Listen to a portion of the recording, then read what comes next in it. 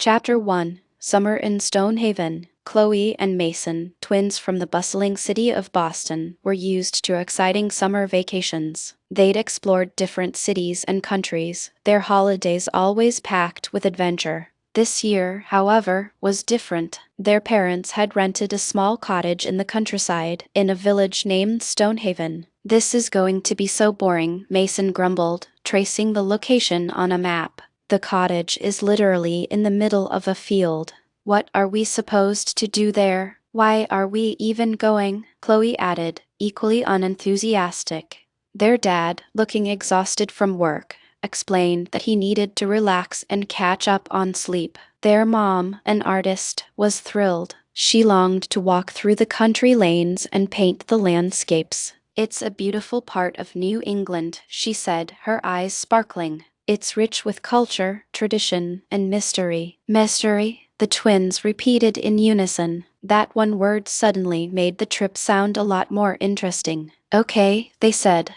"Let's go." Chapter 2 The Arrival. The next day, their Uncle Robert and Aunt Sarah arrived, their car packed with suitcases. The two families were vacationing together. Mom drove, while Dad, true to his word, promptly fell asleep in the passenger seat. Uncle Robert and Aunt Sarah followed behind in their slow, classic car. After a 2-hour drive, they arrived in Stonehaven and found the cottage, nestled perfectly in the middle of a green field. The landscape was dotted with charming houses, colorful wildflowers, and grazing sheep. "Wow, it's actually lovely," Chloe admitted. "It's perfect," Mom and Aunt Sarah agreed. Dad said nothing, still sound asleep in the car. "What do you think, Robert?" Aunt Sarah asked her husband, but Uncle Robert didn't answer. He was staring off into the distance, his eyes dark and intense. "What's wrong, honey?" she asked, concerned. "Don't you like it?" "No, it's wonderful," he finally said, snapping out of his trance. "Come on, everyone, let's get these bags inside." "Andrew, wake up." Dad stirred. "Where are we?" "We're here, at Stonehaven. Come and help with the luggage." They all began unloading the cars, but Uncle Robert pulled his wife aside. "Sarah, I need to tell you something," he whispered, his voice grave. "This place, it's in my book." "The book about ancient mysteries you're studying?" she asked. "But Robert, that book is ancient. It's filled with strange codes and secrets." "Exactly," he said. "Don't you see? This is the place where Robert—" "Sarah, are you coming?" Mom called from the cottage. "We're coming," they called back. But as they walked toward the house, their faces were pale with worry. Chapter 3 New Faces. The cottage was spacious, with 4 bedrooms upstairs and a large kitchen, living room, and a study downstairs. Uncle Robert, a historian, immediately claimed the study to finish some work. "What exactly does Uncle Robert do?" Chloe asked her mom. "He studies history," she replied. "But I study history at school, and it's not my job," Mason said, confused. "Yes, but your uncle writes books about history. He tries to understand the things that nobody else does." "Like what?" Chloe pressed. "Well," her mother said, "like the mystery of the Whisperwood stones." "What's so mysterious about them?" "No one really knows," Uncle Robert said, joining them. "We can go see them tomorrow." Just then, a sharp knock echoed through the cottage. Mom opened the door to an old man with white hair and a perpetually grumpy expression. "Name's Hanson," he announced gruffly. "I'm the caretaker." "Everything in order?" "There's wood for the fire out back, sheets and pillows are upstairs. If you have a problem, you tell me." Mom remembered him from the rental agreement. "Thank you, Mr. Hanson. Everything is perfect. We have no problems." Mr. Hanson seemed disappointed. He turned to leave but stopped at the door. "Mrs. Evelyn is coming," he said, his tone ominous. "She's coming soon. Be careful." And with that, he left. "Who is Mrs. Evelyn?" Mason asked. "And why should we be careful?" Aunt Sarah added nervously. "Probably some local witch," Chloe joked. "Don't talk about things you don't understand," Uncle Robert warned, his face serious. Another knock came at the door. The room fell silent. Mason cautiously opened it. A cheerful, older woman with a kind, pink face and sparkling blue eyes stepped inside. "Hello, everyone. My name is Mrs. Evelyn." She was the housekeeper hired to help with cooking and cleaning. She lived nearby with her son and was so friendly and warm that the family instantly relaxed. After a delicious dinner she prepared, they said goodnight. Soon, the entire house was asleep, everyone except Uncle Robert, who stayed up, his mind consumed by the ancient book. Chapter 4: Exploring the Village. The next morning, Chloe and Mason set out to explore Stonehaven. "Be back for lunch at 1, their mother called after them. The village square had a post office, a bakery, and a few small shops. "Let's get a drink in here," Mason said, pointing to a small newsstand. It was a hot day. A woman with cold, unfriendly eyes stood behind the counter. "You two aren't from around here," she stated, not asked. "What do you want?" "2 sodas, please," Mason said. She took their money, her expression never changing. "Tourists don't usually come to Stonehaven," she said flatly. "It's not a good idea. Remember that." The twins grabbed their drinks and hurried out of the shop. "Okay, some people here are seriously strange," Mason said once they were back in the sunshine. As they walked down another street, a man in a dark suit and a tie with a peculiar design approached them. He smiled warmly. "Hello there, a couple of explorers in Stonehaven. Are you enjoying your holiday?" "Yes, thank you," Chloe replied. "My name is Mr. Davis. And you are?" "Mason and Chloe," they said together. "Is your father the famous historian, Robert Morrill?" "No, he's our uncle," Mason clarified. "He's here with us." "Do you know him?" Mr. Davis ignored the question. "I see. Robert Morrill is here. Very interesting. Tell me, what is he studying these days?" "Oh, some really old book about mysteries and secrets," Mason started to say. Chloe cut him off. "Sorry, Mr. Davis, but we have to get home for lunch. It's getting late. Can we meet tomorrow?" Mr. Davis asked. "You can tell me more about your uncle's book." "Okay," Mason agreed. "Come on, Mason," Chloe insisted, pulling him away. "I don't like that man," she explained once they were out of earshot. "He's too interested in Uncle Robert's work. Uncle Robert is famous. Lots of people are interested," Mason reasoned. "I know, but this guy is different. I can't explain it. Not everyone is weird here," Mason said.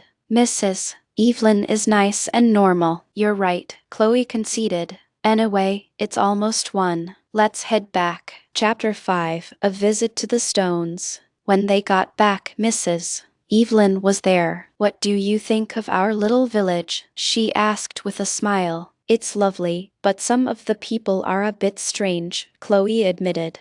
Mrs. Evelyn laughed. "Oh, I know. Don't mind them. They don't see many tourists." That afternoon, they all drove to see the Whisperwood Stones, which were just a short drive from the village. "Look, there they are," Chloe shouted as the massive stone circle came into view. "Spectacular," Uncle Robert breathed. "Magnificent," Aunt Sarah added. "Wow," Chloe whispered. "It's not that big," Mason said. "Shut up, Mason," everyone else replied. Dad, naturally, was asleep in the car. Mom, annoyed, woke him up. A fence surrounded the ancient stones, but visitors could get close enough for pictures. They all got audio guides and began the tour, except for Uncle Robert, who walked in the opposite direction, comparing the stones to diagrams in his old book. 3 hills surrounding the stones," he muttered to himself, looking at the landscape. "It forms a triangle." He was lost in thought, trying to piece together a puzzle. Half an hour later, the family regrouped at the nearby cafe. "That was fantastic," they all agreed. But Uncle Robert wasn't listening, still absorbed in his book. "Time for a drink," Mom announced, and finally, Uncle Robert put his book away and followed them. Chapter 6: The Break-In. When they returned to the cottage, the sun was shining and everything seemed peaceful. But as Dad tried to unlock the door, he found the key wouldn't turn. "That's strange," he said. "I can't open it." "Let's try the back door," Mom suggested. They walked around the house and stopped in their tracks. The back door was wide open. That's impossible, Chloe said. Only Mrs. Evelyn has another key. Inside, the cottage was in chaos. Cupboards and drawers were flung open, their contents scattered across the floor. Our money, Dad exclaimed. My jewelry, Mom cried. Everyone, check what's missing, Uncle Robert instructed. We need to call the police. But as they searched, they found that nothing of value had been taken. The money was still there, as was Mom's diamond ring. So what was the thief looking for? Mason asked.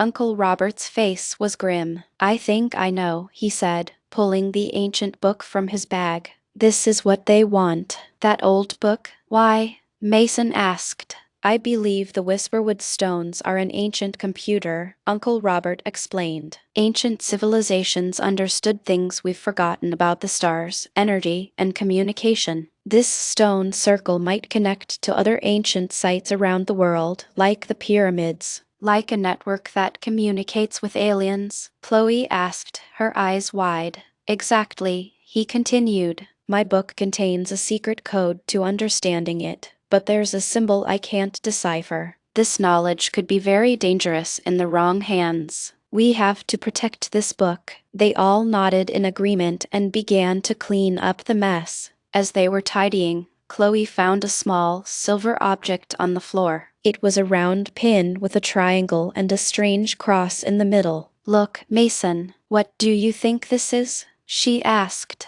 It's a brooch. Maybe it belongs to the thief, he said. They showed it to their uncle. He took the pin, his expression serious, and put it in his desk without a word. Later, in the living room, Mason turned to his sister. There's something familiar about that symbol, Chloe. I know, she replied. I recognize it too, but I can't remember from where. Chapter 7. A Noisy Night. At 7 o'clock, Mrs. Evelyn arrived to help with dinner, listening with wide-eyed shock to the story of the break-in. How terrible, she said. Thieves always come in the summer when the tourists are here. But you said tourists don't come here, Chloe pointed out. Ah, well, it depends on the year, Mrs. Evelyn said quickly. Suddenly, her cell phone rang. She excused herself and spoke in a hushed voice in the hall. Yes, okay, don't worry, perhaps tonight, okay? Bye. My son, she explained, returning to the kitchen. He's 27 and still can't cook for himself. Later that evening, as they were playing cards, Mrs. Evelyn offered everyone a cup of her special hot chocolate. It's an old family recipe, she said. It helps you sleep. Everyone accepted, except for Chloe. No, thank you, she said.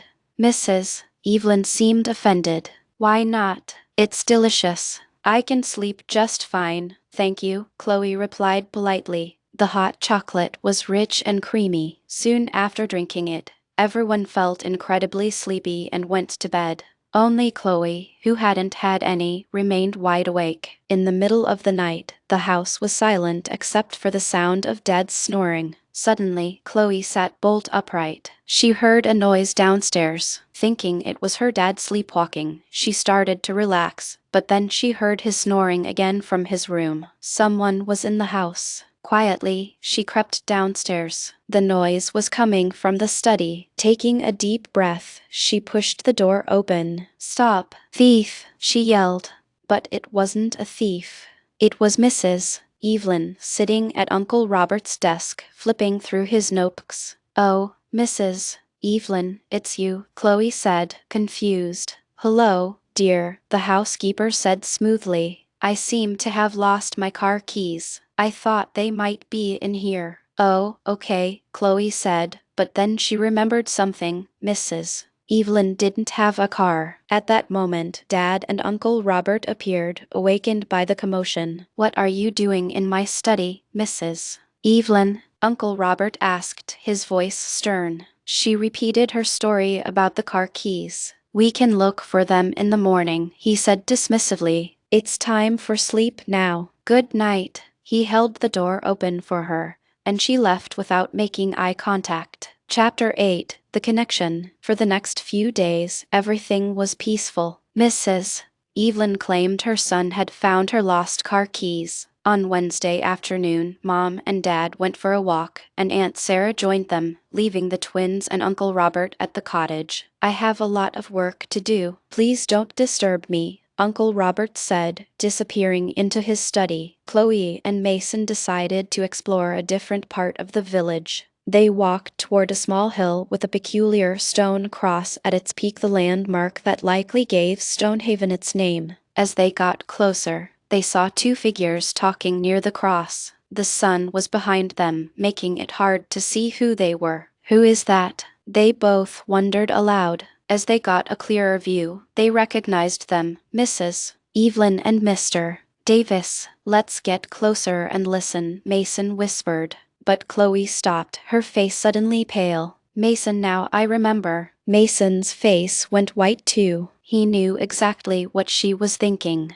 "The symbol," they said in unison. "It's on Mrs. Evelyn's earrings," Chloe said. "And I remember it from Mr. Davis's tie," Mason added. The realization hit them like a ton of bricks. Mrs. Evelyn and Mr. Davis were connected to the thief. Remember Mrs.